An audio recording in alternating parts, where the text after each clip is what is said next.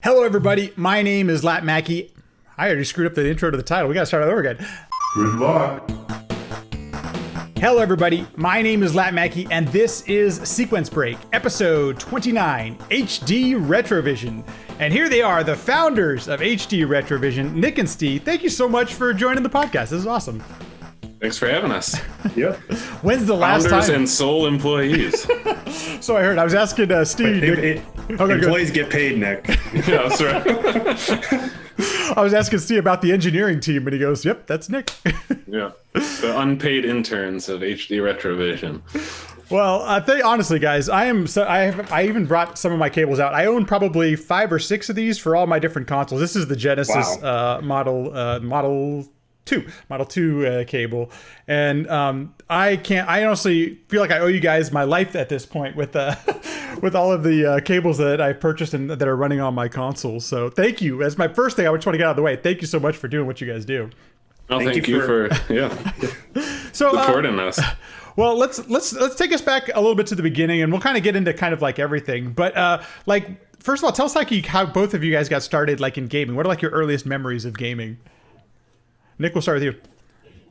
Oh, earliest memories before I ever owned a console would be just going to my neighbor's house who had a Commodore 64. He was way older than me, but would let me come monkey around on his computer there. And I thought that was the coolest thing ever. I had another neighbor who had an NES, and I would spend hours playing Super Mario 3 on that. Yes, but then eventually I got my own Sega Genesis for Christmas. Played Sonic a whole bunch, came with the console, and then the first game I ever bought with birthday money or something was Streets of Rage, and yeah, still one of my favorite games of all time. So good. Wasn't that same friend the one that when you got the Genesis, he came over, you gave him the controller that wasn't plugged in or the one that was broken? It wasn't even 2-player mode; it was just 1-player mode.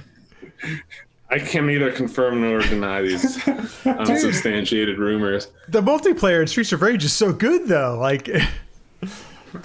Oh yeah, Steve, how me about and you? my brother would play a lot.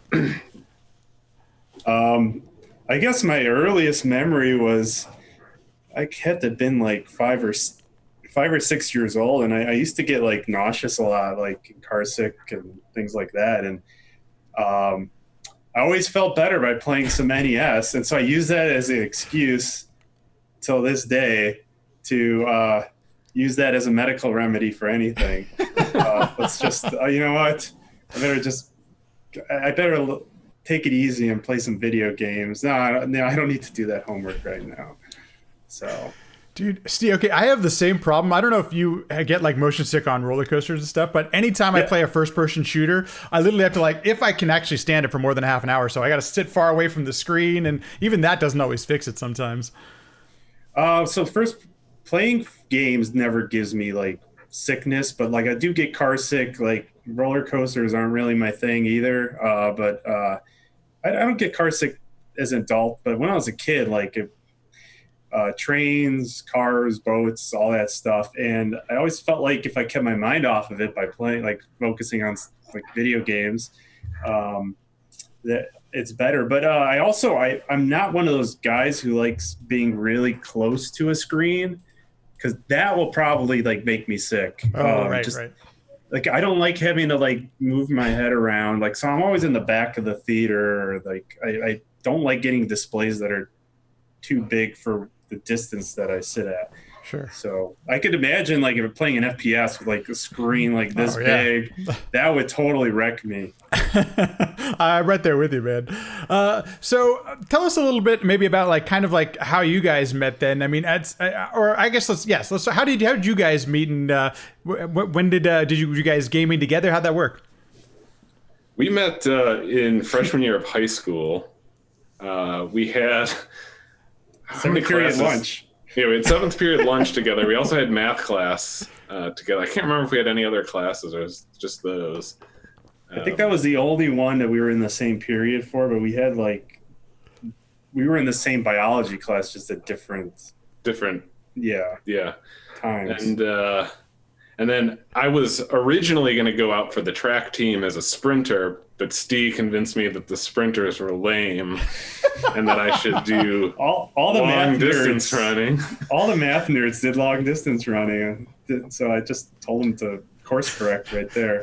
Yeah, because I played basketball through winter, which like that wipes out your indoor track season. So I didn't join freshman year until outdoor. And so Steve had already been running for a while, and he knew the ropes. So that changed the course. I was going to be a 100-meter sprinter, and Steve. You're going to be like the number one 100-meter sprinter, and now you're like a number 6 800-meter runner. So you're welcome. Not to go down the rabbit hole, but like I've always wondered about this. Like I just running is like my least favorite thing in the world, but I know I have to go out and exercise. Right. But what do you think about when you're running these extra long distances? I mean, what do you do? Oh man, that's a great question. I mean, thinking about how to survive the next 11 miles. Why am I running? I don't know. Yeah. A lot of it is like figuring out mind games to play with yourself as to how to just take your mind off the distance. I mean, the longest race I've done was 50 miles. And to get through that mentally, it's really just tricks of like how to like kind of break down whatever course you're running in your mind into like manageable chunks and just thinking about how you're going to get to that next bit. Otherwise, you can't survive if you just focus too much on the running aspect. So by the time that I had gotten to high school, I still only had an NES. Like the farthest my family went, we had NES and TurboGrafx 16 in my house. We were one of the weird families that actually had that. But by the time I'd gotten into high school, like NES was kind of like this old console. So I stopped probably playing my retro stuff. It wasn't retro at the time, but I stopped playing NES like in high school. I'm wondering, like, by the time you guys meet and stuff, do you guys know the game and everything, or is the console, are they retro by that point? How does it work at high school by that point? I mean, by high school, I think I was onto the N64 pretty hard. Oh, nice. I think I picked that up probably around 8th grade or so. So like right before high school started. And at that point, I guess the games I was playing a lot of were like GoldenEye and Zelda, Ocarina. I don't know. Steve was never into the 64, so he might have still been. Well, I had an N64. I played GoldenEye. Like one of the things I liked doing was like asking if my friends had a copy of GoldenEye, and they say yes, I'd be like, well, let me borrow. I'll get you all the cheats. And so I just unlock all the cheats because I got like so proficient at that because I played the hell out of the single player. And I'm pretty sure you're the one that had to unlock my cheat on the facility. Solo agent. Yeah. The one where you have to be lucky that Dr. Doick is in the right spot. That's right. It's like 2 minutes and 15 seconds, right? Something like that. 2:05, I think it is. Yeah, it's crazy fast. But yeah, like it's I was kind of a weird one compared to everybody else. Like everybody always traded their games up for like newer stuff, and I never did that. I have all my original stuff. I don't know why I'm defective like that, but nobody else was like that. I thought everyone else was weird, but I think I was just weird. But it came in handy because everybody nowadays is going back and buying the stuff they traded in. Yeah, unfortunately. But I still have all that stuff. Like for me, like I got this weird thing, and this happens with like movies and TV and stuff like that, where if I start on part 2 of something, like first I don't want to start at part 2, but if I start at part 2, I don't want to go to part 3. I want to know what happened in part 1. Like I need a good example of this is I used to rent Final Fantasy 2 all the time from the local game store on the weekends, and one day they had Final Fantasy 1 that they used to rent out. Now they're selling it. And I was like, oh man, Final Fantasy 1, I played so much 2. I want to know what 1 is. And I think a lot of people don't like that. Like they play Final Fantasy 7 for the first time, and in their minds, that's like the first Final Fantasy game, like 1 through 6 don't even register in their brain. They're just, okay, I played 7, which is the first one. Now we're going to play the second one, which is 8. I don't know if I'm making sense, but Dude, no, I'm right there with you. Truthfully, I wish I would have had like your kind of like, I wish I would have thought that way, because I would have held on to my stuff and not cost myself hundreds of dollars as an adult having to buy all this stuff over again, man. It sucks. So yeah, just in general, I like exploring things with the proper context. So that's why I don't like kind of like jumping ahead. I like to know, or if I jump ahead, I want to go back and find everything out in the past to bring it into full context. I think we're probably around the same age, because like I got into N64 right after high school, and it was because I could buy it used and I could get a whole bunch of stuff pretty easily. Craigslist had just like started up, so you could easily, and eBay was around and stuff like that, so you could get N64. And still to this day, Ocarina of Time is my favorite game. I find myself playing that more often than I'd care to admit at this point. So if anybody hasn't watched, I highly recommend, if you're listening to this podcast, to watch My Life in Gaming did this great documentary on your guys' company about, and kind of how the story of how like you guys met and stuff.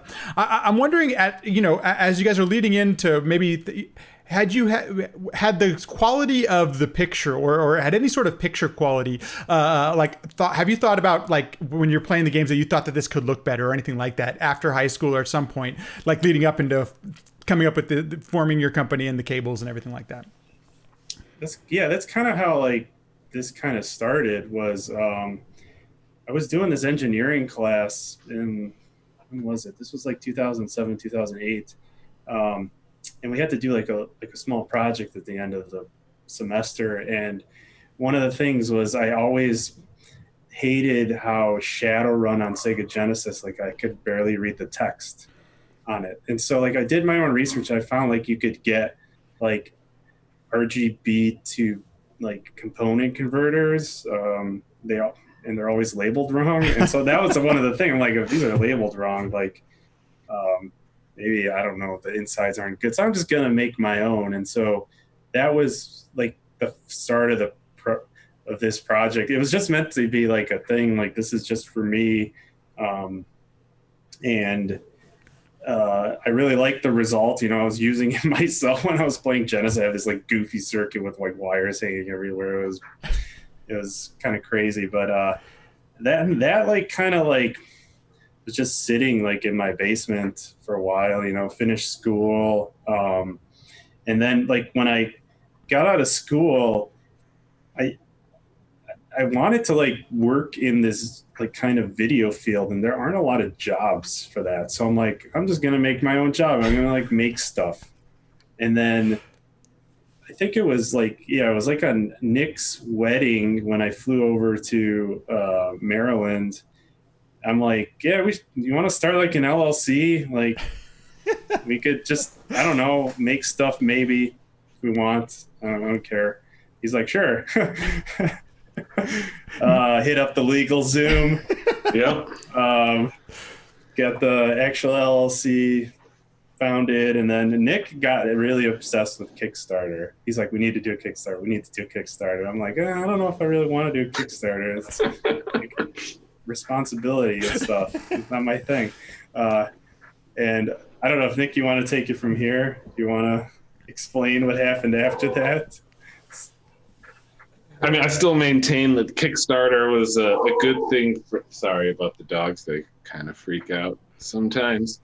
Yeah, they don't like Kickstarter either. Yeah, right, apparently. They're voicing it. But yeah, I mean, Kickstarter, there's a lot of pros and cons to it. Would we do one again? No. But I think in a lot of ways it was necessary to raise awareness for what we were doing, raise capital to do an initial run. Although you learn a lot of lessons doing this, like what did we raise, like $40,000 or $50,000? That's actually not a lot of money to do a manufacturing run. We kicked in quite a bit of our own money to actually pay for it. It's like a 401k plan. We had to match it. So yeah, there was a lot of initial capital sunk into that out of our own pockets too. So yeah, like I never, to this day, when I see like some of these Kickstarters, even for like software projects, people, making games like pixel games or whatever in Unity, like, and they raised 40,000-50,000. I'm like, that's not a lot of money. Not even a salary for a full-time developer a lot of times. So. Those aren't big numbers, and well, I think that people never ask for enough because they're afraid that it looks greedy, but getting stuff done is really expensive. And I know I'm kind of going on a tangent here, but Kickstarter lets you learn a lot of these things for the first time. It's interesting because I discovered HD Retrovision through the Kickstarter. I didn't support it initially, but I discovered it through, that's like where I'd kind of heard about what these cables could do and what the possibility is, and seeing the prototype and everything. And I think so it's interesting from an awareness, raising an awareness. But then I gotta say I'm thankful for like how kind of transparent you guys were. Like if you got on the mailing list early on, you guys were giving updates all the time about like the challenges dealing with manufacturing, especially outside of the country and all this stuff. And I thought that was just a real interesting, I guess, could you maybe walk us through that process a little bit? Like first, how do you, like, I guess take us from like the prototype to actually trying to manufacture something. Like let's start like with the prototype. Like how do you even get to there and then actually figure out, send it to manufacturing and try to get that done? Well, when we were initially, and Steve, you can butt in at any time, when we were initially making prototypes and thinking about how to design this product, we weren't thinking of it at the scale at which you would go to China and have a factory mass produce it. Like we were thinking a few hundred units maybe and have it done in the States. The design of the product was quite a bit different than it ended up being because it wasn't really designed for mass manufacturing. But looking into that and seeing how expensive it was, approaching manufacturers in the United States, I mean, yeah, like what we were trying to do at first was trying to get the sub-assemblies made overseas and everything put together here. And by sub-assembly, he means like you got the circuit board as one sub-assembly, the 5 RCA cable that goes out to your TV is another sub-assembly. The plastic box that encases the circuit board, that's a sub-assembly, and then the piece that goes to your console. So these are all like pieces that you would manufacture and put together. All these other different things are different parts. Exactly. Yeah. So the idea was to do that. Actually, the original prototype. I don't know how detailed you want to go into this, but the original prototype for the Super Nintendo was. The circuit board was small enough to fit into that plug part that actually goes in the Super Nintendo. Like all the circuitry was in there. But we were trying to make something similar for the Genesis, where it would also fit in the part that actually plugs in to the console. And I was discussing with some friends. We were coming back from a trip to E3, and we were like just hashing ideas out. And we thought of that it would probably be better to just, because we can get the connectors for sure, and we could like break it out into like a little box thingy. And that's how that came to be. We were going to have not built into the connector, but slightly away from the connector. And then that way we just need to change the parts on the circuit board, because I don't know if some people overlook that, but the parts on the circuit board and the Super Nintendo Genesis are different because one is tuned for the other one. And another like small detail that if you weren't in the Kickstarter and following updates was we used to have 3 discrete cable assemblies. The first from the conception of the Kickstarter, it was Genesis 1, Genesis 2, and Super Nintendo. And once we like found out our main manufacturing path that we ended up using, we found out that we weren't going to hit minimum order quantities at all. Like Nick mentioned, we had to put in some of our own money to get the right quantities. But also for the Genesis and 1 and 2, we definitely weren't going to hit that. So we combined the 1 and 2 together into just the Genesis cable. I used the Genesis 2 connector, and then we made the small adapter that kind of mimics the Genesis 32X adapter that they ship in the box. that lets you use the Genesis 2 cable, the Genesis 1 master system, things like that. So that was in the middle of like the transfer to production process where we changed all those little details. And so if I'm going to go into details, you tell me if it gets boring. This is fascinating. But the way that the cables, we make the circuitry for the cables, we test a bunch of consoles. Like we wrote our own test software, so you don't have to assume that whoever programmed the test software did it correctly. So we made our own test software, and we measure everything on oscilloscopes using these test patterns. And then we kind of looked at the data, and let's say for Super Nintendo, like the data kind of congregated in two main locations.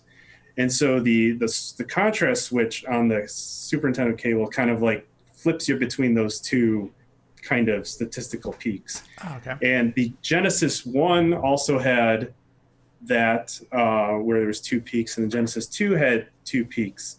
So when I had to combine the Genesis 1 and Genesis 2 into one circuit, you kind of have to combine those four peaks into two kind of semi-peaks. Right. And so that was part of the process of kind of congregating that, is you had to redo all the statistics on the measurements and kind of find new optimal locations that will work across most things. And so that's how that came to be. And then you mentioned about the Kickstarter updates.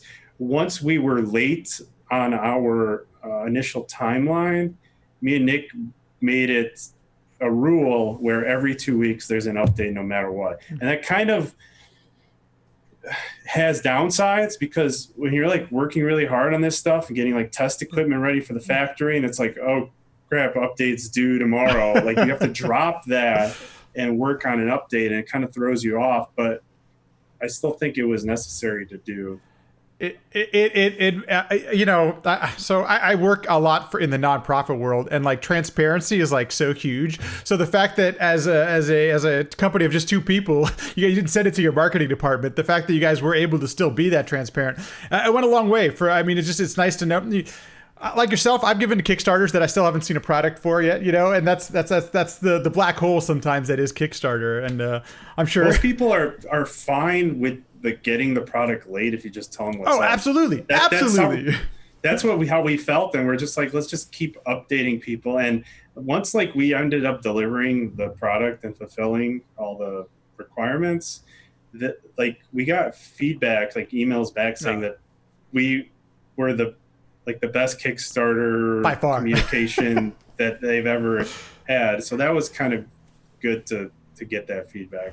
That's cool. Yeah, having done the Kickstarter ourselves and been late on delivering, I mean, it really made me, appreciate how difficult it is to, estimate the amount of time something is going to take. Because, like we mentioned, the original idea for manufacturing this ended up being a lot different than how we did manufacture, and that fact alone added a whole bunch of times. Like Steve mentioned, building test equipment was like a whole new thing that had to be done that wasn't really necessary in kind of the first way of manufacturing. But if you're going to mass manufacture something in this factory setting, you need a way for them to test on the line that what they're making, they're not going to ship you a bunch of plastic junk that you have to dump into the ocean.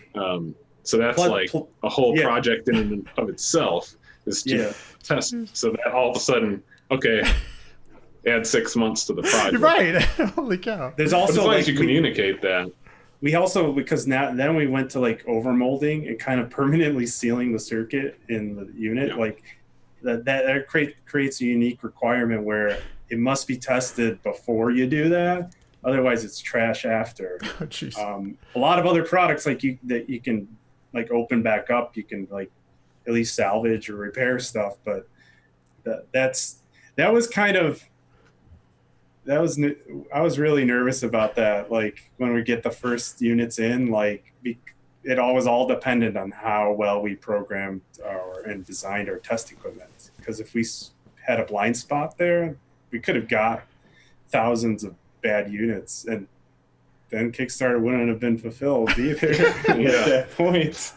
It's really stressful. It sounds like it, dude. Just hearing this, I am curious about the QA and kind of the QC process. But I first want to ask: had either of you worked on a product or any product like this, where you yourselves before you went down this road?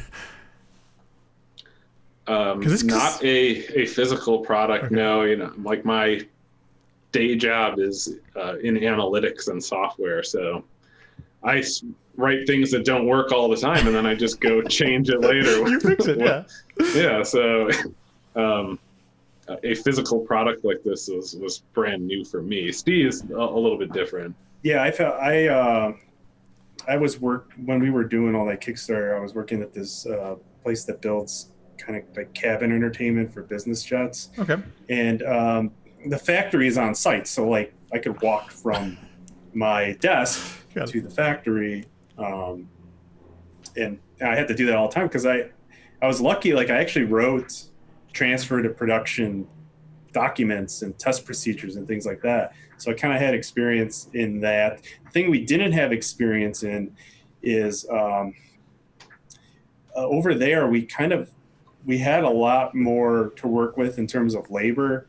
And so we could have this long, elongated, like goofy test procedure where you make a separate test fixture to test the boards and like have somebody like on a Super Nintendo and hit like up, down, left, right for left inputs. Channel audio and things like that, which is what we were going to do maybe if we did it in the States. But what we ended up having to do, we needed something like faster and more automated, so there's less room for error on the operator part.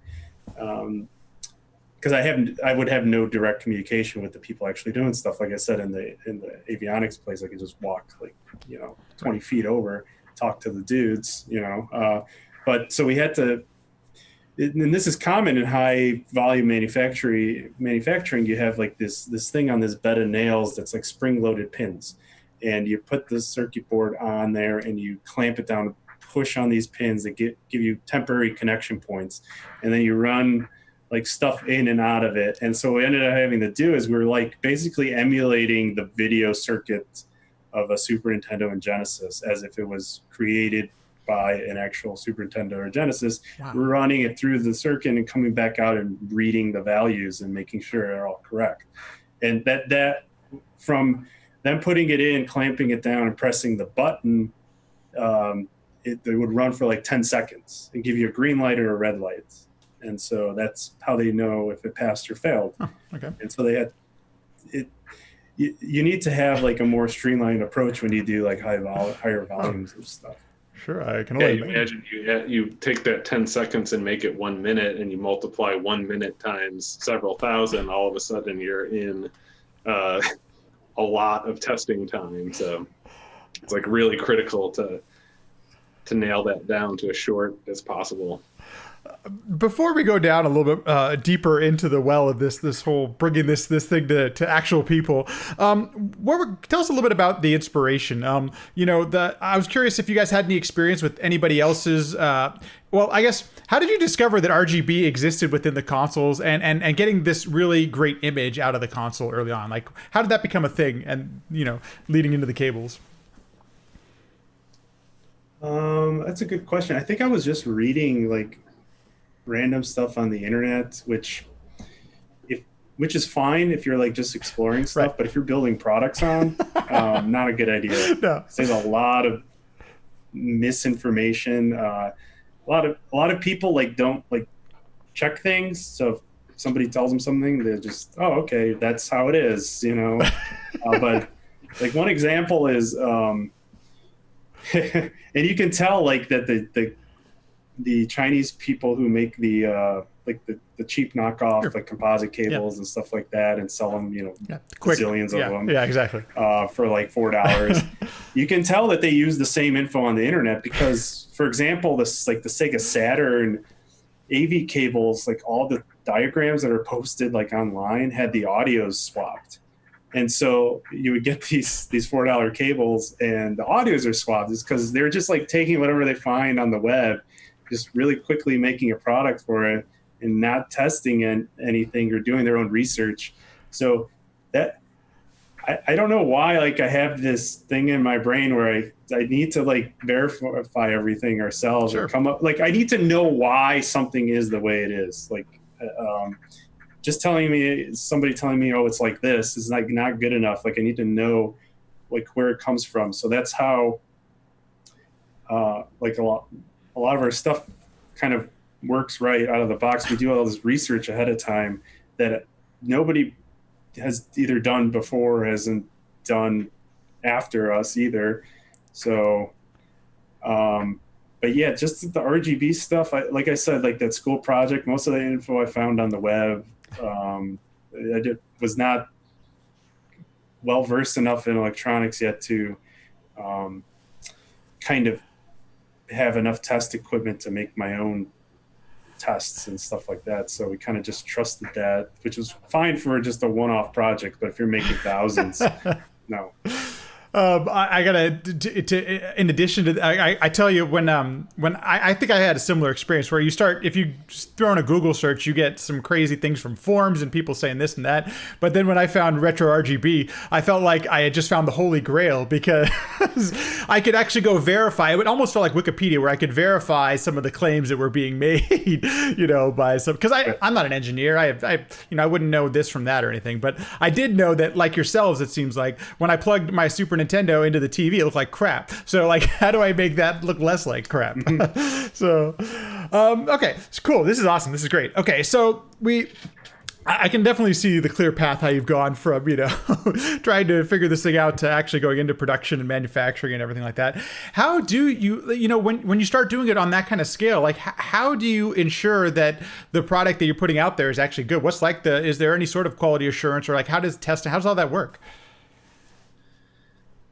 So, I mean, there's a lot of answers to that question that we could go down. I think the kind of one of the most interesting things, we put up a Kickstarter post about it, which was really kind of went into the details of how you write test software. And well, maybe not the fine details, but it gives you a good sense of how you write test software. So, it's a matter of, you can't just feed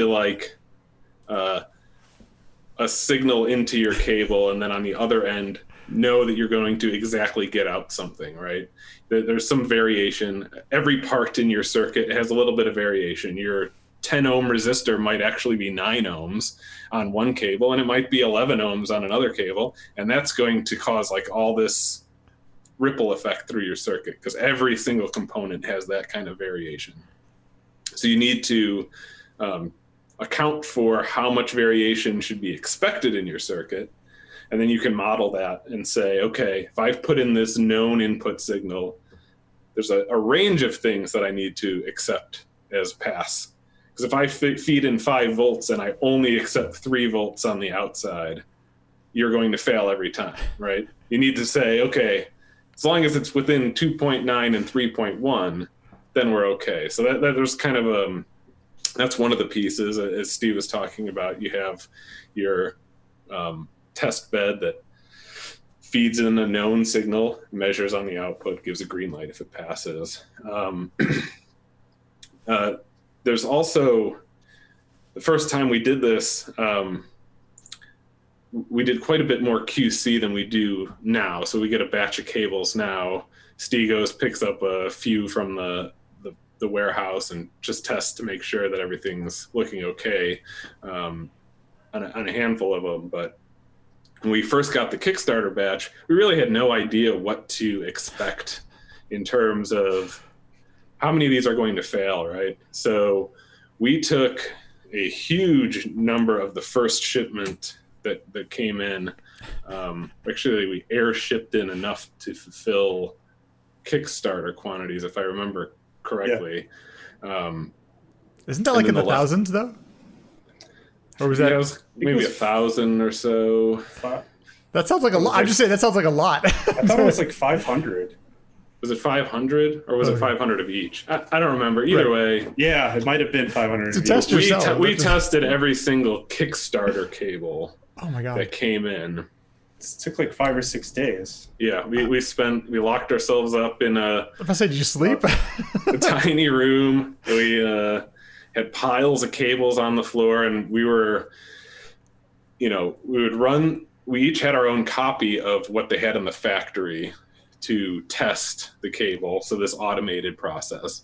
But then we would also, after we tested on that, then go ahead and plug it into a TV and then see that it produced video. It looked as we expected. And that QC process was super helpful because there were problems in the first batch that we were able to identify and remedy, down the line. Like some of the cables had an issue where some of the overmold had leaked into that little audio jack on the Genesis. Yeah. Oh, geez. And so we were able to identify that eventually and come up with a fix for it. So in future batches, it wasn't a problem. And it just gave us like an idea too, when we had, people contact us with support issues, we knew like basically everything that we could expect in terms of like what could have gone wrong. So yeah, that was a couple examples of the QC that's gone into it. I don't know if that answers your question. No, it totally does. And now the more I hear you guys talking about it, the more I'm not surprised that I got a cable. In fact, every cable I've purchased has kicked ass right out of the box. Like I have not, and I think I have 5 or 6. I have 5 or 6 of them at this point, and it's obvious that you guys are putting in that work because they work really well right out of the box. Yeah, I think we also have just really lucked out with the factory that we work with. They're very good about driving towards a low failure rate. Like if we had 1% of our cables failing in the field, they would not be happy with that kind of quality. So it's a compliment to them as well. Would you mind telling me a little bit like how they work? Because I'm always like, when I first started out on this journey, depending on the console and stuff like that, but it seemed to be like there was going to be this huge process of trying to get that RGB signal, whether my console needed to be modified or not, actually into a TV and be able to play it with some resemblance of it looking awesome. I remember watching the documentary, and I'm like, there's a circuit board in the cable. Like, why does that need it? Would you mind just taking me through a little bit like how they work? I can try. If that's possible. But so it's basically tapping into the RGB signals, and it's convert. So YPBPR it's very close to RGB. I mean, the cables are colored red, green, and blue, so it's kind of misleading. But I'll give you the technical term, and then I'll have Nick try to give his little, because he's good at explaining it in more easy to understand terms for people who aren't engineers. But going from RGB to YPBPR is it's a matrix transformation, and it's basically you're taking equations and you're multiplying them and adding stuff to them, and that's if you reduce it, it's kind of a simple task in circuitry because everything's a linear operation in electronic circuits. And so you have this linear operation to go from this one color space to this other color space. And Nick, if you want to clarify that, you're usually good about explaining with rotations and stuff. Yeah, it's all that you're really doing when you're going from one color space to another is kind of redefining your how your X, Y, and Z axis sit. Imagine a 3D space. You're just redefining kind of where those axes point. And the reason that this is done in a lot of cases, why you would store something in YPBPR versus RGB is in YPBPR, almost all of your information lives along the Y. So your green cable, in that case, that's your brightness. In some sense, it's your brightness channel. It's your black and white. Basically, if you just had that plug in, you'll have just black and white on your display. Okay. So most of the information is crammed into that, and there's a lot of reasons, which we don't have to go into, as to why you would want to jam most of the information into one channel, and then your other two channels, your PB and PR, are kind of these small different channels that add enough that allow you to get the color, to kind of put it in a simple way. But like if you've heard of like 422 or 420, when people talk about color compression, that's one of the reasons you might go to YPBPR.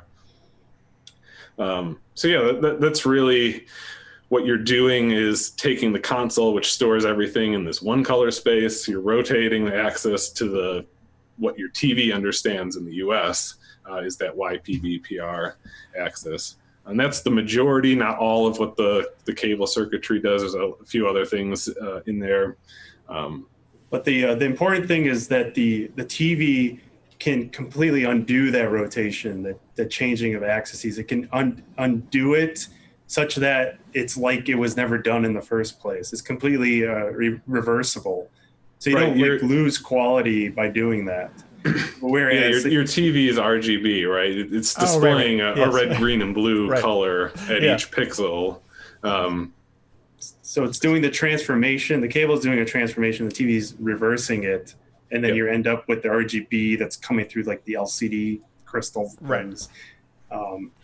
So that's like the underlying theory of the basics of what the thing is doing to get the signal from the console to the TV. But I don't know if you want more information on. No, I think that's like a really good overview. Like that's without getting like too geek on it. But I appreciate that, because that actually makes a lot of sense. I don't know about you guys, but like I never heard of SCART. I'd never even heard of SCART when I started gaming. So like that kind of image on a CRT, I never experienced anything like that. Mm-hmm. So when I found out about all this stuff existing, I of course got the geek in me was just really excited, like, oh, I can actually do something like this. But then actually seeing it on a CRT, the image quality of me was just night and day compared to the composite that I'd been playing on. And of course, like a lot of crazies like us, I went down, I got the PVM. I got to do the whole thing now because I want to get this amazing image, the best quality I possibly can. When you guys are like testing and developing this type of thing, are you testing on CRTs only? Are you trying out different? You've mentioned so much about how many different consoles you had to test on. You had software for it. Does the same work on the other side of things, on the TVs themselves? Not so much, because the thing is, the goal is to have the YPBPR interface is standardized in a document. Oh, cool. Okay. And so that's like your target. You want to hit the specifications of it was the CEA, Consumer Electronics Association. They changed names to CTA. I forgot what the T stands for, but they have a document and it's called 770.2-D, and that's standard definition analog YPBPR for standard definition. There's another one for high definition, and there's all these specifications, and that's actually one of the things we do is when you have a product, you have like a set of requirements to meet, and a lot of them are pretty simple things that you would expect, like it doesn't like draw too much power from the console, set a limit on that. But other things are referencing that document. It's like, so the sync signal must be 300 millivolts as per section blah in this document. And so once the design is, or you're at the end of the design and you want to verify it, it's called the design verification testing. You run through your requirements, you have a test procedure written out, you run the test procedure, you either pass or fail. If you fail, you got to either write a new test procedure or write a new requirement or axe the requirement completely until you pass all the requirements, and then you can start moving stuff to production. So yeah, a lot of, so you don't really need to test each TV. I mean, we still did, but you can't like go around and, I mean, well, I'd have a friend who worked at H.H. Gregg who let me go around and test things. Yeah, we should say that like, when we discovered that certain TVs had an issue displaying 240p over component, we did do a bit of going into department stores with consoles. We did do that, yeah. I forgot about that. And plugging awesome. in and testing TVs until we got kicked out. Yeah, we have we got kicked out from Best Buy, get kicked out from Walmart. The first Walmart kicked us out. The second Walmart, I was pretending like I was like supposed to be there. I can just imagine what it's like seeing you guys with these old consoles plugging them in on the damn TVs. Oh yeah, my God. it was the Sega Nomad made things kind of nice. Oh, yeah. A lot easier to deal with. I went in with a Raspberry Pi at one point, which we wrote software for to test Nice. 240p over HDMI modes. And so I went, but I actually I got kicked out of Best Buy first, and then I went to Costco and I asked them ahead of time, nice lady there, and she was like, okay. You're a member? Costco, Sure, why not? Costco never turned me away. So, folks, if you want to test your retro gear, apparently go to Costco. That's they're actually. The guy I was talking to was like, "Yeah, let's do it, man!" Like, cause he was like bored or something. Like he wanted something to do, and I'm like, "Do you have the remote for this?" Because like it had no button on it. He's like, "Yeah, man, I'll get it for you. Hang on." And so that dude was really helpful. But yeah, like Costco was great. And then I had a friend who was a manager at H.H. Gregg appliance store, and he had me come in. He's like, "Do whatever you want, man." I still felt uncomfortable even though I had permission, because I'm standing there, I've got a notebook, I've got a battery pack hooked up to a Raspberry Pi with this HDMI cable coming out. I'm like going behind TVs and there's customers walking by. Like, God. What the hell is this guy doing? What's going on? So I was just like trying to get through as many as possible and get out of there because, it was weird. Yeah, we did do a lot of testing after the fact, but most of it is, if you hit the specifications, you're fine. The only thing that, like Nick mentioned, was 240p is kind of a little like janky. It's not like really defined well, and so some TVs forget that it even was a thing, or the designers forget it wasn't a thing. Yeah. And so they don't like support it. The thing that Samsung does is it's supported in HDMI. 240p is. There's like a spec for it. So what Samsung does, and the reason why it works on Samsung, is just anything analog coming in, it tries to find an HDMI mode to like lock onto. And since it's defined HDMI, it knows, oh, okay, here we go. I got this thing, this video ID 19 or whatever. Go. Yeah. I just recently switched the CRT. I had it on my desk here, and I recently switched from the CRT to actually a Samsung, and it plays it perfectly. It totally gets exactly what's going on. It has no problem with it. I was thankful that I just happen to have a Samsung TV that could do it. You mentioned the testing software that you've developed for all of the cables and the things that you test. And I imagine, first of all, like how long seems like it's got to take a while to develop testing software like that. But then secondly, do you have to, does it have to change, or what kind of changes do you make when you're testing a different console? Like, is it something that can encompass all consoles, or something you have to make specific for each console? Well, there's two types of softwares we have. We have the softwares that actually run on the consoles. Oh, cool. We mainly use that to gather data, but it's also useful now. Like Nick said, I would grab like 5 units of alpha batch to just spot check them and make sure they're okay, and I'll run them through the test fixture thing, which is its own hardware that has its own software on it, and then also on the actual console that it goes with. But the test fixture software is it's very complicated because it's running. I know this is like a magic term now for some reason, but it's not running on an FPGA, which they've been around forever. They just let you make your own custom computers basically. So the FPGA emulates how video is going to look out of certain things. But the one example on the differences on how that software works, because we made a test fixture that can work with both Super Nintendo and Genesis. So like there's a switch on it that's like, hey, I'm testing Super Nintendo stuff. Hey, I'm testing Genesis stuff. And the one thing that is notably different besides the values it checks for, how Nick mentioned there's like a range of values it could be. The other thing it checks for is there's that audio jack on the Genesis. And so we have to test the normal audio path, and then you also have to test the side audio path from where the jack you can up the jack. If people don't know, is if you could connect the front panel, the front headphone audio on a Genesis 1 to that jack, and it'll merge it into the final RCA jacks, so you could get your stereo. Call it the stereo upgrade jack, and so you have to allow for that extra test that's on the Genesis stuff, but not the Super Nintendo stuff. But the software that runs on the actual console, you have to write that. Oh, it's so cool. Yeah, that's our factory test cartridge for Genesis. But yeah, we have software like I've worked on the one for PlayStation and Sega Saturn. The Super Nintendo one and the Genesis one, we have that. You can download the ROMs and the source code on our website. The other ones are kind of super janky. We're not comfortable yet being in a state to release them. Eventually we will, especially the Dreamcast one, because we had to rewrite the video libraries for that because the stuff in the third-party homebrew software development kit was not correct.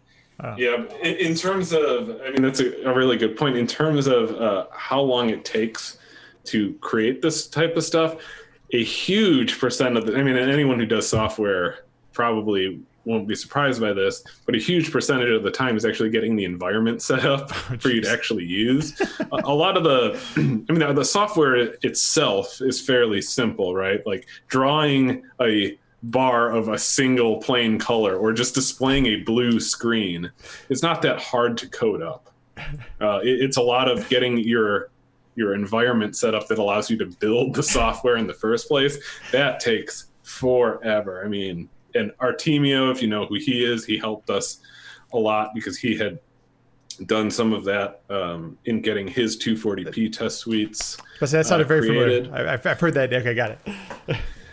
So I've exchanged emails with him a bunch, and asked him how to get certain pieces of software set up. But yeah, we did this for all the different consoles that lets you kind of display like a color bar pattern. Oh, got it. And the color bars will let you take measurements and know, understand for a console when the color purple is being displayed, what does that mean in terms of voltages in your red, green, and blue channel, right? That's the purpose of that software. And there's other purposes too, but the kind of the main one is what voltages is that thing producing under different conditions. You want to measure that. The 240p test suite is awesome too. I use it actually for the squares as well, so I could actually have the resolution be correct on my screen. There's some just really powerful and really cool stuff that goes into that whole package, and it's readily available everywhere. In fact, I think it's still supported. I think the community is still. I think Artemio is still developing for it, if I remember correctly. But yeah, he still releases updates for it. That's really cool because that's super powerful stuff. And that's cool. You guys actually release your stuff as well, so you can actually see see the cable in action according to the values and things like that. I think that's really for the geeks. That's the kind of stuff that we totally get into and totally deep dive into. This is kind of so as you're going through the testing and all that kind of stuff. Does the actual game or the cartridge or the ROM, does any of that impact what the cable is doing? And I know it's kind of a strange question, but I don't have the knowledge to know if any games change the way that the cable works or the signal that's being transmitted through the cable. The first thing that pops in my head is there's some games that actually run in interlaced mode on the older consoles. Well, specifically Super Nintendo and Genesis. Super Nintendo had one game that always ran in 480i. It was called Psycho Racing or something. I had no idea. Radical Psycho Racing, and it always runs at 480i. The Sega Genesis, the most notable thing that runs in 480i interlaced is this Versus mode in Sonic 2. So that can change how those games run for those consoles. Those consoles are pretty set, though. Most of them will just run in their flavor of 240p, and that's a whole nother topic of flavors of 240p. But I remember we did do some measurements of trying to understand if like would there be additional power draw if you like for a Sega Genesis if you popped a Game Genie and then a Sonic and Knuckles. Yeah, we did, and then like another 32X, cartridge on and then top. yeah, just the whole thing. We did. Like, we did do that. Yeah, we measured power because we don't.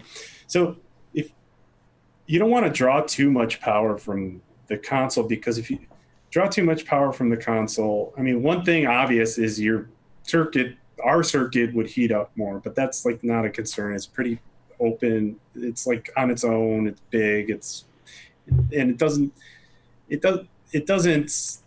won't heat up that much. But if inside the consoles, there's heat sinks that are designed for a certain power budget. And so if you're pulling stuff off of the AV port, that heat sink's going to heat up a little bit more.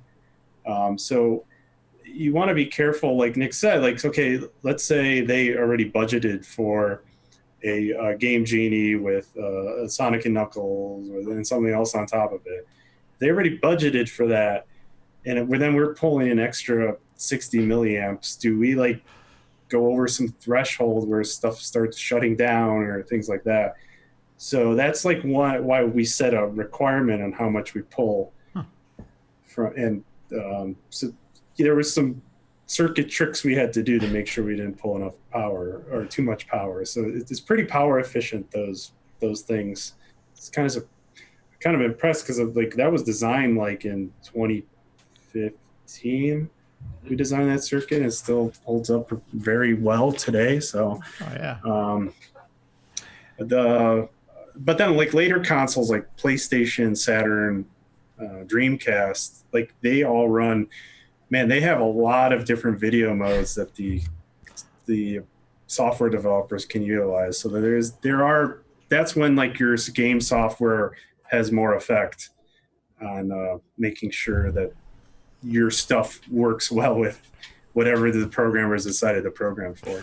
Yeah, that's what ends up being kind of the more complicated thing in writing our own test software too, is making sure you're able to test those video modes. Like Steve said, with the Dreamcast software to actually properly test the video mode outputs, had to actually rewrite some of the base Dreamcast video software that was available.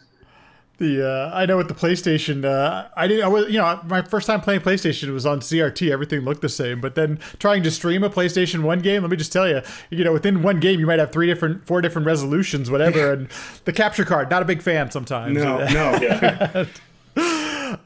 Okay, so let's talk a little bit then about shielding of the cables. I got one of the things since finding out about your company and all these cables is I've learned about some of like what are some why do certain cables cost a certain amount of money versus others, and I've read different posts from you guys about the shielding. Why is that important to creating a good quality cable?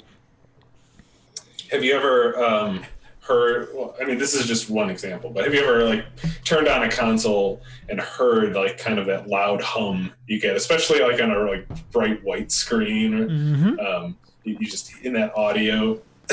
What that is the video content can actually, I'm trying to put it in like a not super geeky way, but just like commingle into the audio channels. Because they're run like alongside each other, there's this effect where it kind of jumps into the audio lines. And so that buzz that you're hearing is from poor shielding, where that allows that video signal to make its way into the audio line, and it generates that buzz.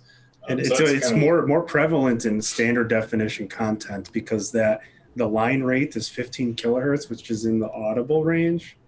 Mm-hmm. So that you'll get that more with standard def content. Like if you go to something that's 480p, it's less of a concern because that's running at 32 kilohertz.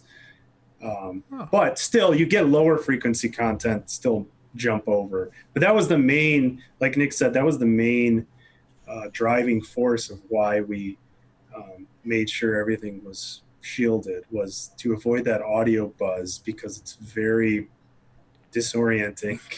But that's the main thing. It was the video lines, because you have 3 video lines and 2 audio lines, right? The audio lines could mingle with each other, but it's not, the effect of it is very small, and it's not a big deal because they're not driving a lot of current. Like it's very low current, the line level audio. You could have the audio lines mix into the video, but like I said, very low current, it's not going to create a big enough magnetic field to jump over. The video lines can mingle with each other, but like Nick mentioned, most of your stuff is in the Luma, the Y channel. So that's not that big of a concern. The crosstalk between those. The biggest thing is your video lines jumping into your audio lines, and that's where you get the big buzz.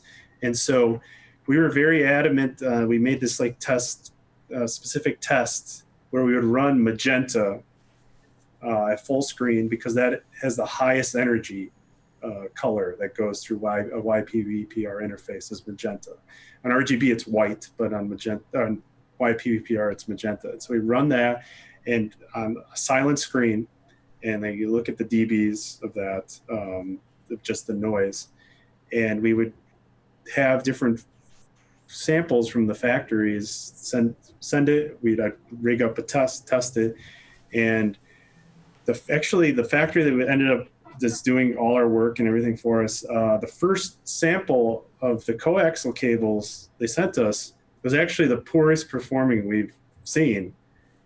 And we were like, oh crap. Yeah, this isn't good. This is not good. I'm comparing it to all this other like random stuff from random factories that Nick was dealing with before we decided to have it all overmolded and built at one specific place.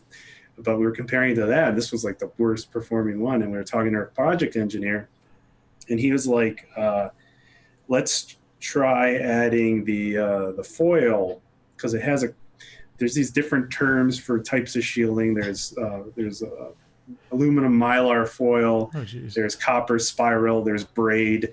So we just had a copper spiral, which is, a wound of thin copper wires around the outer jacket thingy. And we decided, let's add the foil and see what happens. Sent us the one with the foil, best performing one we've ever seen. So we went with that.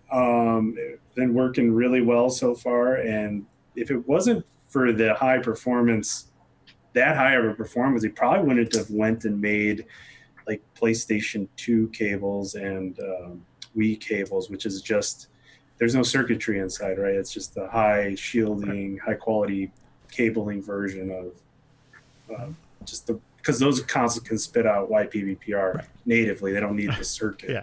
Yeah, there's more than enough of PlayStation 2 cables on eBay and Amazon, but we saw the opportunity for the market there since, we had invested in getting this good quality shielding, and that's just like not available anymore for some reason. So Well, it's funny you mentioned that because I had I was fortunate enough to get the PS2 cables, and I had when I purchased from a local retro shop the actual console, and it wasn't, I didn't even have the OEM cables. It was some cheap used cable or whatever. And one of the first things, because I play with headphones, so I noticed a hum right away. Like it's really, especially like when there's nothing on screen. It's just like that all of a sudden hum comes up. So I was really thankful that these were available. And as soon as I could get a hold of them, I was grabbing those. So they're really well made. I think the worst part is like silence. And there's like a white screen and a hum, and then like the white screen goes away to black, and the hum goes away, and then something else comes up on the screen. It's a different like frequency of hum, and you're like, I was playing Parasite Eve, and I'm just like, this game is it's got atmosphere, it's got all this stuff going on, and you're killing it with the hum. You're like, with the hum, I hated the hum. Not a lot of people notice the hum. If you don't play with headphones, it can be kind of, if you're, on my PVM, there's this really cheap speaker, in the corner that maybe you don't hear it or whatever, but got to be. So something in the HDMI world. So I mentioned, guys, earlier that I'm from video production, and the longer we get an HDMI cable, we start introducing some delay as it gets to the screen. After about 10 feet or so, we'd really start noticing some delay from when we're a camera to the TV. Does any of that exist in the world of what you guys are dealing with? Is there any sort of delay from getting the signal to the TV? How much delay are you getting from a cable? That's got to be picoseconds or nanoseconds. It is, but when it's 50 feet, we noticed it. We'd start to, for some reason, and maybe it was because of the audio we were doing, we'd lose audio to video sync. And I'm not 100% sure why that would happen, but I know there's something we had to compensate for with something over when we got to about 50 feet or so. See, HDMI is like, I feel like something else is going on there. It's very possible it could have been. Yeah, it could just be like so all that happens when HDMI signals go through cabling is it can get more mangled, and so the receiver has to do more work to recover it. Oh, interesting. Okay. So if it's not, it has that to like easily re-equal.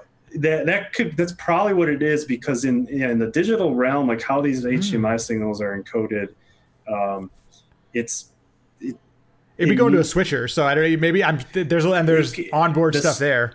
Yeah, so if switcher, those typically have cheaper redrivers, and so it has to receive the signal and redrive it. So it could be its receiving part, it could be its driving part to get your.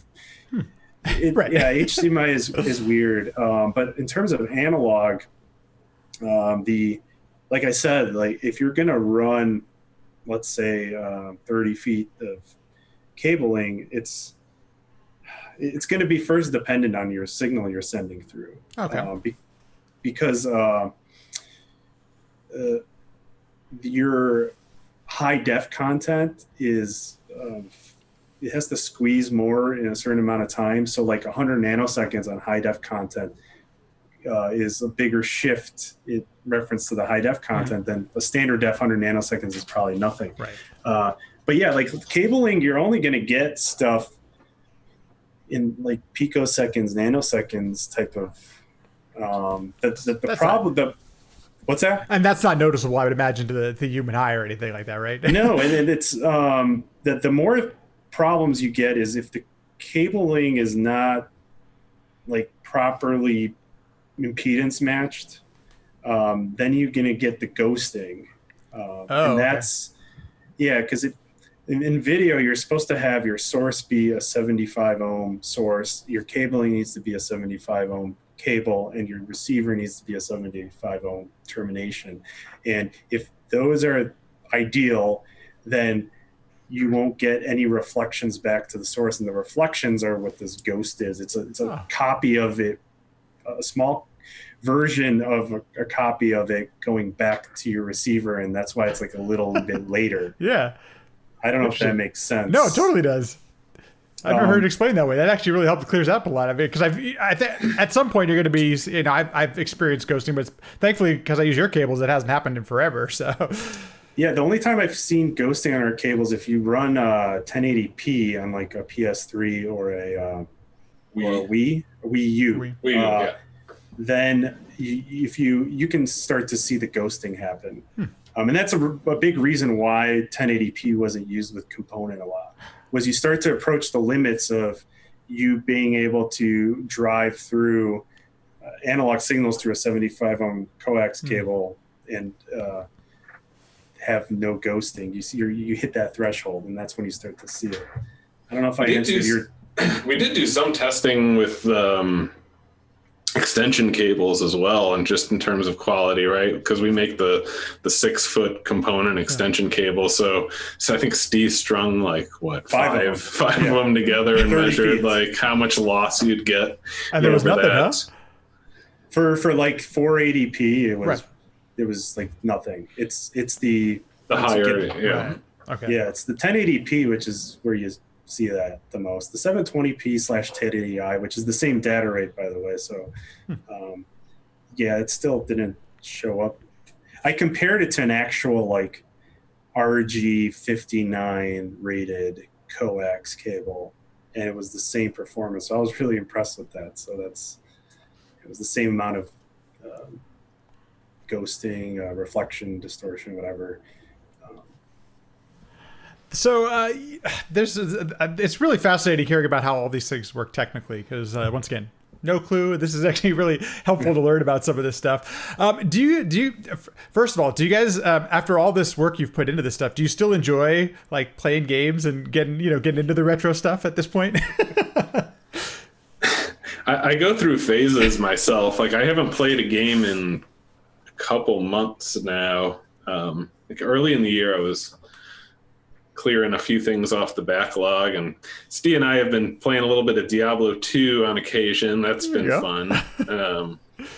But I haven't cleared off anything from the backlog in a couple months, like I said. But yeah, I still enjoy it. Still enjoy going back to Diablo 2 and doing some bail runs.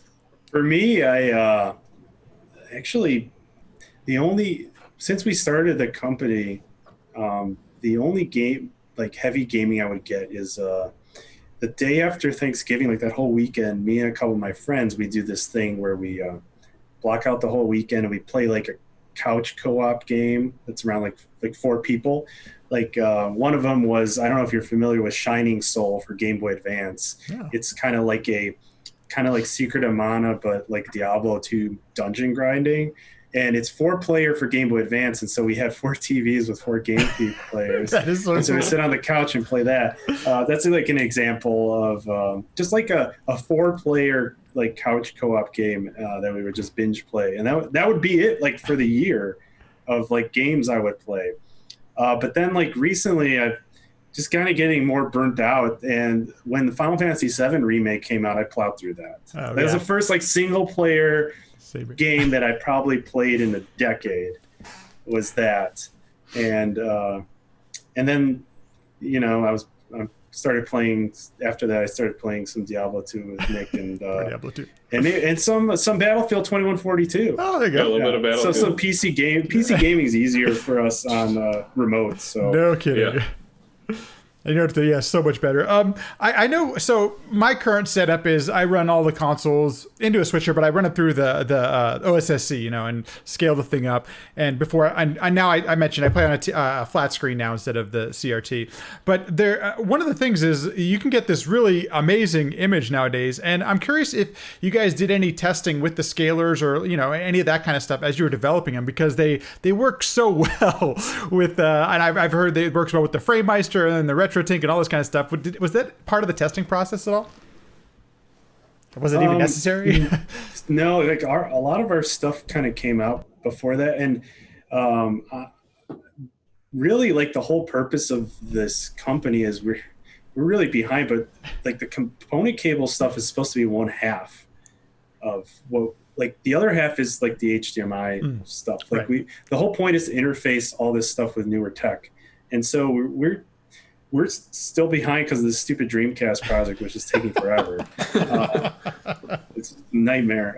But once that's finished, we're going to kind of go full gear on this HMI stuff. We already have like the license and all the, we have a lot of dev boards and things like that. And so the plan is to have that interface with our own stuff, our own scalers, our own up converters, things like that. So that was the plan, but we wanted to work with everything. Like I said, we followed the spec to the T as much as we could. And that's like why it works well with so many other things. It's well, I appreciate that you guys have spent so much time on it. The fact that it just works is one of the most helpful and greatest things about the product. You just literally plug it in. Yeah, we handle a lot of corner cases that people don't like realize or maybe even understand. For example, especially true. Dreamcast, there's a lot of corner, but like even for, let's say for Super Nintendo, like there's something that you got to keep in mind when you hot plug things into power sources. There's something called inrush current. So because you have a bunch of capacitors that are empty, like say in our cable circuit, they're empty, and you plug it in, and there's this just inrush of current from the power source from the Super Nintendo into those capacitors, and that inrush can cause a dip in the voltage on the Super Nintendo, and it could trigger a reset. So if you don't account just from plugging a cable in, yeah, but the cable has circuitry. Oh, on it. Right, Yeah. Gotcha. So you need something that's inrush current protection. You need some kind of mechanism to slow that process down so you don't cause the reset, because a lot of people they would notice this if we didn't have this in the circuit. And people like plugging the composite cable and like, whoa, switch it with the good one. Oh, this looks great. But like if they did that, it would be resetted and they would lose, or it would hang in like some murky states as well sometimes if it can't do a full reset. But that's like one like thing you gotta keep in mind is these corner cases, and that's just one of them. We had a lot of like weird corner case things in our circuitry, which is why it's complicated. I mean, there's on the Super Nintendo Genesis stuff, there's 100 parts on that circuit board. Jeez. On the Dreamcast one, there's like 170 parts on that circuit board. So there's a lot of stuff going on. It's not just like the matrix transformation stuff. There's a lot of like practical elements you have to account for, so the user doesn't even know that there's a problem, and that's the goal. So if you didn't even know, then that's a good thing, because we're doing our job. I got to tell you, one thing has been made abundantly clear to me when you guys have talked about all this development, and I realize how much you guys raised in the Kickstarter. That doesn't even seem like it counts for a fraction of the amount of time you guys have spent on this stuff. Would have made a lot more money working at McDonald's. Or Taco Bell. Taco Bell is my dream job. That's what all this development has done. It's made Taco Bell the dream job at this point. Yes. Oh my God. You know, I don't own a Dreamcast, but I have many friends who are, obviously that's the thing that's been worked on right now and stuff like that. And I appreciate you sharing some of the issues that you've run into. You've also done that, and I subscribe to your guys' emailing list. So you guys have also been upfront about a lot of these challenges you guys run into as you're developing for a console like the Dreamcast. Yeah, like if someone wants an example of a corner case on Dreamcast, which kind of like delayed development, one of the easiest example to understand is on the test bench here. I was doing a lot of testing. I had to tweak this like timing circuit so it was just right, so everything was in spec, and I spent a lot of time tweaking it and got everything all ready to go. And then I'm like, okay, I'm gonna actually run the game that's in there, which is like, I think it was Street Fighter 3. And I closed the lid, which was open the whole time. And right when I closed the lid, the disk motor started spinning up, and it was destroying all the screen content. It was making it all shaky and stuff.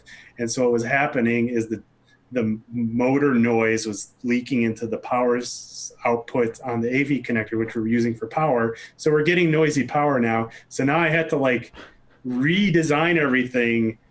First, get a power circuit that filters out that crap. And now that I'm running at a different voltage, everything else had to change. So all that work I did was kind of like scrap and had to be redone.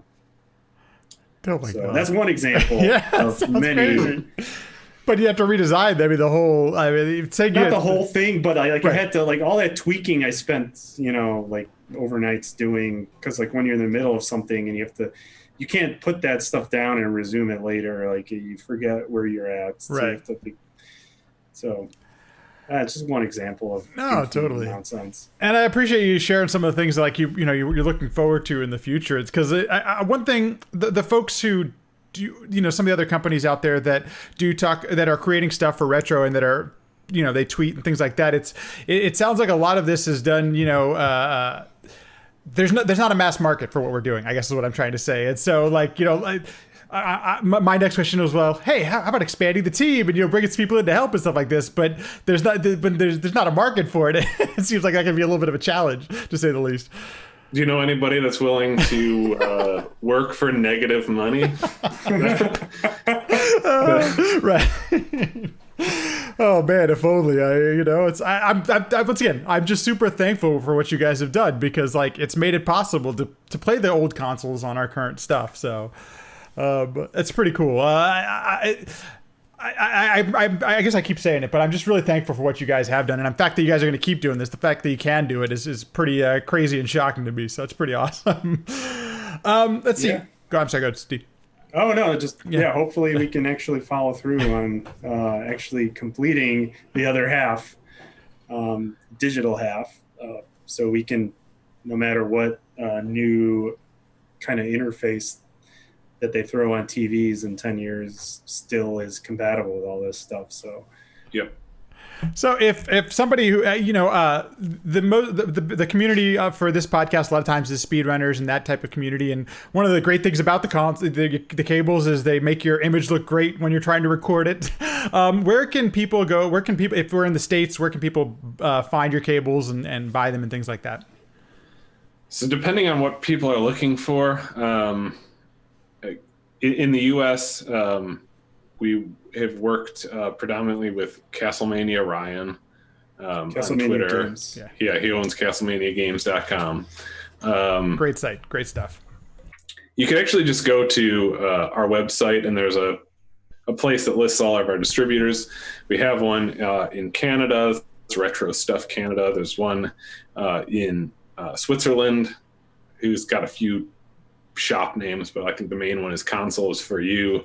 And then a number of our cables are on Amazon as well, just not all of them. So it's best to just go to hdretrovision.com and you can click on a link and it'll tell you what you can find it. I think it's at the top right corner. It's where to buy or something. Purchase. There's a purchase link at the top right, and it has just a list of distributors. That reminds me of one question, if you don't mind, just one more real quick. Was there any difference when trying to get these to work, PAL versus NTSC? Was there any differences there? Yes, there was. That was one of the goals of our. We had a goal where we wanted the circuits to be universal, and that has not been done before. Because usually, like, let's say, for example, Super Nintendo, like, you would need like for SCART, you would need a NTSC SCART cable and or PAL SCART cable, right, to work. And we wanted to eliminate that. And so there is some goofy circuitry on the front end that kind of solves that problem. And so you don't have to worry about it. So we were really happy we were able to achieve that when we designed everything. That's crazy. So it kind of simplifies everything. You don't have to worry about it. It'll work across regions. I think everything we have works across all the regions, including the adapters. Yeah, the only one little intricacy there is the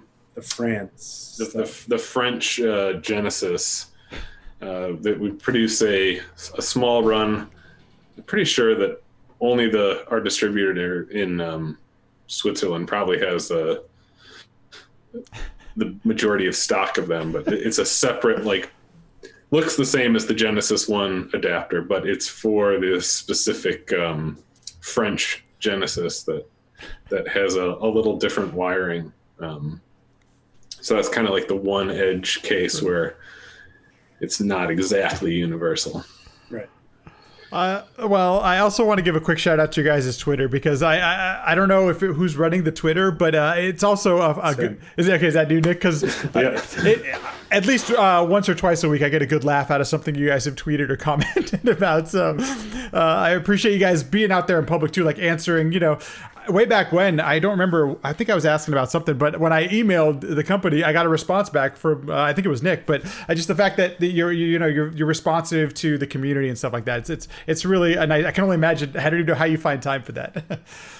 Yeah, I mean, you could tell we're a little bit slow on the email sometimes. Apologize for that, but we try to do our best. It's a little bit easier now. In the past, when we were actually selling cables directly through our own website, it was kind of how we did it at first.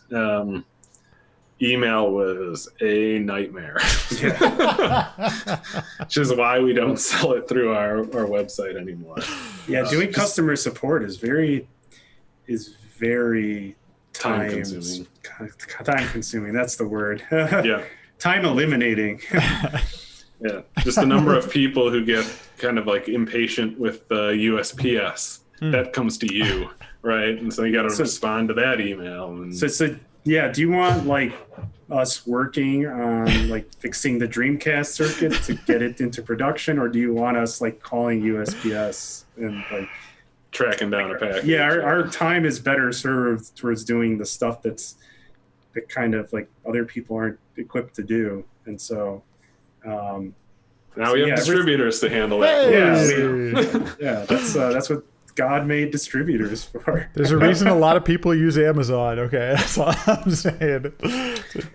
Amazon's an interesting beast because it's got its own set of issues. It's nice working with like Ryan and Adam and Jan. I'm not sure how he pronounces it. Because it's a more personal relationship, and Sure. can go and talk to them and, explain to them, like, if your customer has this problem, you can, go through these steps. And once you've taught them, there's no teaching the Amazon robots anything, right? You can't teach the algorithm? And What are you saying? when you have a problem with something on Amazon does not really treat its sellers very well. It's much easier to get a hold of a person as a buyer than as a seller. A seller, you're pretty much like sent through this convoluted process. So challenging. And you kind of got to learn to game the system as to get the responses you want. But at the end of the day, on net, it's a benefit. Sure. Sell a lot more stuff on Amazon than we could otherwise, especially Big reach. like mass produced cables like PlayStation 2 and Right. and Wii. It's certainly like where you need to be in order to make those worth our time to keep making. Yeah, those PS2 cables are very popular on Amazon. We weren't expecting that. They're awesome. Yeah, because you go to Amazon, you search PlayStation 2 component, you're going to get a bajillion results, right? And you can go buy a component cable for $5 on there, and then there's ours sitting on there for $20, and people still pick them up. So. And just me personally, the truth of it, I'd rather give Castlemania I love that there's these retro shops online in person. I'd rather give my business, but man, I gotta tell you, it's so easy just clicking a button on Amazon to get the PS2 cables. The buy it now button is very handy. It's kind of like crack, but Can you get those buttons and you can just put them next to your entertainment center? It's like, man, I'm running out of PS2 cables. I just need more. It's too bad they got rid of those. Oh, they don't have them anymore? Yeah, they deprecated that. So. Okay, because you could just do it on your phone. Right. Now you just talk to your house, talk to your Kindle, what's it called, the Echo thing. So. Yeah. Well, guys, thanks so much for joining this evening. I appreciate you taking out some time. I feel almost bad that we're taking away time from development, but honestly, it's really cool. It's great to see that the people behind the things that make this happen. And I appreciate you sharing all the details and the stories. It was a lot of fun. Thank you so much. Yeah, appreciate you having us. It's fun talking about the nerdy stuff. I love talking about the nerdy stuff. Thanks everyone for listening and watching. If you're enjoying the podcast, subscribe, leave a review. All those things go a long way to helping out the podcast. If you'd like to continue the conversation, I'm on Twitter @LatMackey, or you can also join the LatMackey Discord, where we have a sequence break channel. We talk about guests, we have questions. It's really interactive, really fun. Please feel free to stop on by. Thanks so much. See you in the next one.